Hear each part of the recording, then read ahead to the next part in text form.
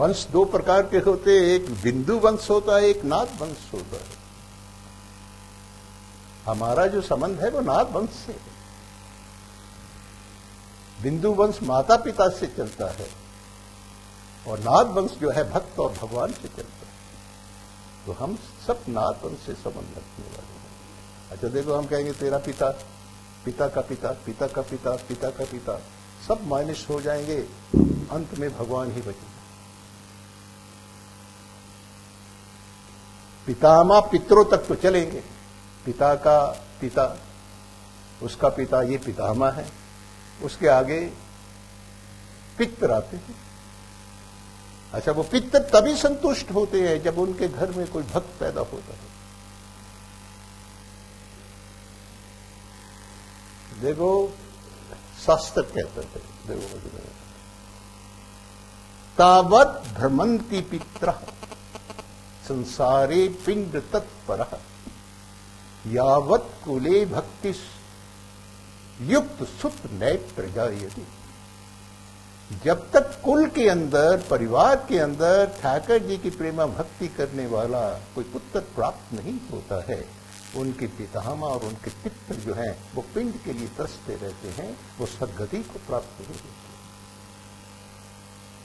अच्छा, कोई भक्त पैदा हो गया उनके कुल में, 7 पीढ़ियों को तार देगा। ये प्रहलाद के चरित्र में पढ़ना। प्रहलाद ने जब कहा था ना हिरण्यकशिपु को, हिरण्यकशिपु ने वरदान मांग, वो कहते मेरे पिता ने तो सारे गलत काम किए, गधों जैसे। अगर ऐसे पिता का कोई प्यार करेगा, भक्ति करेगा, तो मरने के बाद वो गधू ही बनेगा, क्योंकि उसने पिता के धर्म का अनुकरण किया। तो वो भक्त था ठाकर जी का। तो कहते कि सारा नरक में जाने का उसने काम किया है, आप कृपा उसको क्षमा कर दें और उसको अपने धाम में स्थान दें। तो उस वक्त हर कौन से भगवान नरसिंह ने देखो वहां क्या कहा। उन्होंने कहा, निष्पाप प्रहलाद, तेरे कहने से पहले इस कुल के तेरे 7 पितर मेरे धाम जाने के लिए आरक्षित हो। 7 पीढ़ियां। और उससे पहले की जो पितामह की पीढ़ियां हैं, 7 पीढ़ियां आगे होने वाली, अभी आए नहीं, आगे होने वाली है, वो भी आरक्षित हो गए। भागवत को स्पष्ट है ये लिखा।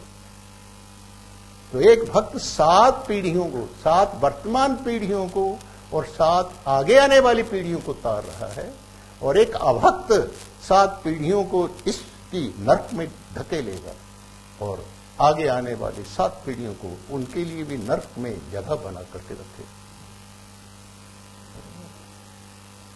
तुमने ध्रुव का चरित्र नहीं सुना? सुनते तो मजा आता। ध्रुव को जब विमान में बिठाकर ले जा रहे थे भागवत पार्षद, तो वो ध्रुव रोने लगा। कहता है कि मुझे इस पदवी के ऊपर, मुझे इस स्थान के ऊपर मेरी ये गति मेरी मां ने दी है। मुझे मां की बहुत याद आ रही है। पहले उनको मुझसे आगे ले चलो, उनको मिलाओ, मैं उसको अपने विमान में लेकर के बैठा करके ले जाऊंगा। तो पार्षदों ने कहा था, वत्स आगे देखो।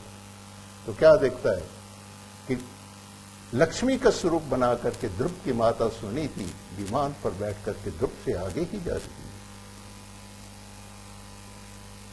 ध्रुव पीछे है। संतति के किए हुए कर्म माता पिता को भोगने पड़ते हैं।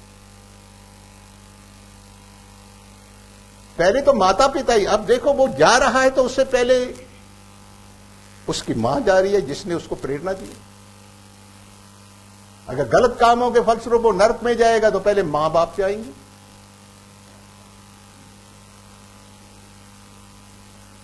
उनका नाम आरक्षित होगा पहले, याद रखना। इसलिए अपनी संतति को अच्छे संस्कार दो, अच्छे संस्कार दो। धन्य माता, धन्य पिता, धन्य सुहृद अनुरक्त, धन्य ग्राम वैजानिए जहां जन्मे हरि भक्त। तो माता धन्य हो जाती है, पिता धन्य हो जाता है, कुल धन्य हो जाता है, परिवार धन्य हो जाता है, पृथ्वी सनाथ अपने आप को महसूस करती है। जब भक्त के धरती के ऊपर चरण पड़ते हैं तो पृथ्वी अपने आप को सनाथ मानती है। क्योंकि वैकुंठ में ठाकर जी के चरण पृथ्वी ये जो है लक्ष्मी अपनी गोद में रखती है, तो पृथ्वी को दर्शन होते ही नहीं है। और भक्त जब कृष्ण प्रेम को लेकर धरा पर चलेगा तो पुलकित होती है, तो ठाकर जी का स्पर्श प्राप्त होता है। वसुंधरा पुण्यवती चाहते हैं, वसुंधरा धरती को कहते हैं, वो आपको पुण्यवती समझती है। जननी कृतार्थ है, जननी कृतार्थ हो जाती है। अच्छा, ये तो हो गया। अब थोड़ी सी है श्रीमद् भागवत महात्म्यानि। श्रीमद् भागवत के महात्म्य में पहले प्रारंभ में भी महात्म्य आता है और अंत में भी महात्म्य आता है। तो सुनाते तो कोई भी नहीं है इसको, लेकिन हम छोड़ेंगे नहीं। हमने तो पूरी भागवत आपको सुनानी है, तो एक दो पेजों में ही इसका हम महात्म्य अंत का सुना देंगे। तुम्हें हम पता बता देंगे कि तुम सुख और आनंद खोजते हो, वो है कहां, उसका उद्गम स्रोत क्या है, ये महात्म्य अंत में बतलाया है। बोलो जी। अब श्रीमद् भागवत महात्म्यांत में से कुछ सार अंश आपको सुना देते हैं, किंतु इससे पहले आनंद रस विग्रह आदि पुरुष गोविंद का पुण्यप्रद स्मरण कर लेते हैं। आनंदैक सुख स्वामी गोकुला नंदनो नंदा गोविंदम आदि पुरुषम हम नित्यम भजामी। देखो, आनंदैक सुख स्वामी, आनंद और सुख का एकमात्र उद्गम स्रोत स्वामी कृष्ण। कृष्ण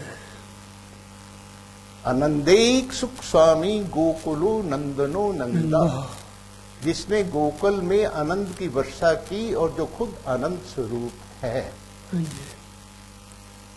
उसके चरणों से जुड़ करके ही तुम्हें सुख और आनंद मिल सकता है।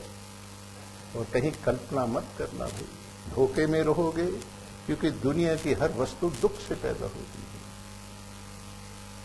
बतलाओ तो कोई चीज ऐसी जो दुख से ना पैदा हुई। तुम भी कितने दुख से पैदा हुए हो। मनुष्य का मरण और जन्म जब होता है तो जैसे लाखों बिच्छू एक साथ डस मारते हैं, इतना दर्द होता है। मां को भी प्रसव की पीड़ा दी, और खुद भी जो माता के गर्भ से हम पैदा करके आते हैं कि दुनिया में अब जाएंगे तो आपको पकड़ेंगे, तो जब अपान वायु को तीव्र वेग के धक्के से अपान वायु उसको बाहर की तरफ फेंकती है जीव को, तो वो वेग इतना तीव्र होता है, उसमें इतनी पीड़ा होती है कि बाहर आते आते अपने वचन को ही भूल जाता है कि मैंने भगवान से ये वचन दिया।